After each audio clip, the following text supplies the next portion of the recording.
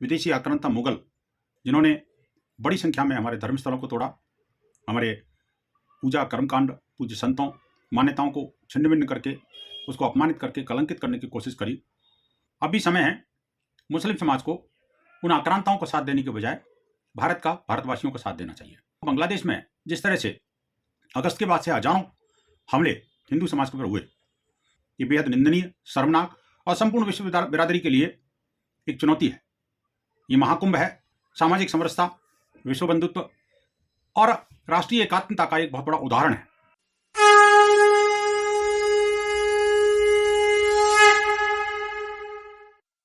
ये कौन नहीं जानता कि हिंदू समाज की आस्थाओं को कुचल करके इस्लामिक शासन स्थापित करने वाले विदेशी आक्रांता मुगल, जिन्होंने बड़ी संख्या में हमारे धर्मस्थलों को तोड़ा, हमारे पूजा कर्मकांड, पूज्य संतों, मान्यताओं को छिन्न भिन्न करके, उसको अपमानित करके, कलंकित करने की कोशिश करी और उसको ऊपर अपने सुपर स्ट्रक्चर खड़े करके उनको इस्लामिक मान्यता का एक तरह से केंद्र बनाया। अब समाज खड़ा हो गया है। 1984 में जब पूज्य संतों ने कहा था कि भाई हमें अयोध्या, मथुरा, काशी दे दो, हिंदू समाज शांत हो जाएगा, तो ये नहीं माने। अब समाज जब खड़ा हो गया है तब इधर उधर भाग रहे हैं। अब भी समय है मुस्लिम समाज को उन आक्रांताओं को साथ देने के बजाय भारत का, भारतवासियों को साथ देना चाहिए। दूसरी बात यह कि जो बांग्लादेश में जिस तरह से अगस्त के बाद से हजारों हमले हिंदू समाज के ऊपर हुए, बहन बेटियों की इज्जत के साथ खिलवाड़ हुआ, इस्कॉन जैसी संस्था जो कि संपूर्ण विश्व के अंदर धर्म, संस्कृति, आध्यात्म, सेवा, संस्कार और वहाँ के लोकल परिपाटी को पालन करने के लिए और वहाँ के लोकल कानून को संवर्धन के लिए, वहाँ के लोगों के विकास के लिए सक्रिय है, उस पर भी हमले हो रहे हैं।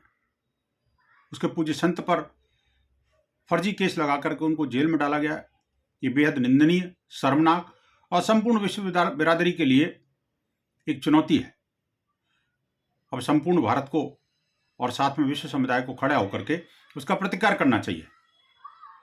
कुंभ सामने है, ये महाकुंभ है जो 144 वर्ष के बाद में ये शुभ घड़ी आई है।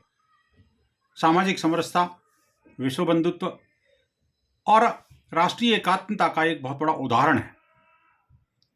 इस कुंभ के माध्यम से, जैसे श्री राम जन्मभूमि के मंदिर के माध्यम से हिंदुओं के व्यापक जनजागरण हुआ, इस कुंभ के माध्यम से भी एक बहुत बड़ा संदेश संपूर्ण विश्व को जाएगा कि आखिरकार भारत विश्व का सबसे बड़ा आयोजन आध्यात्मिक, धार्मिक अनुष्ठान और सेवा के साथ में कैसे संपन्न कराता है। ये संपूर्ण विश्व के लिए एक प्रेरणादायी काम होगा।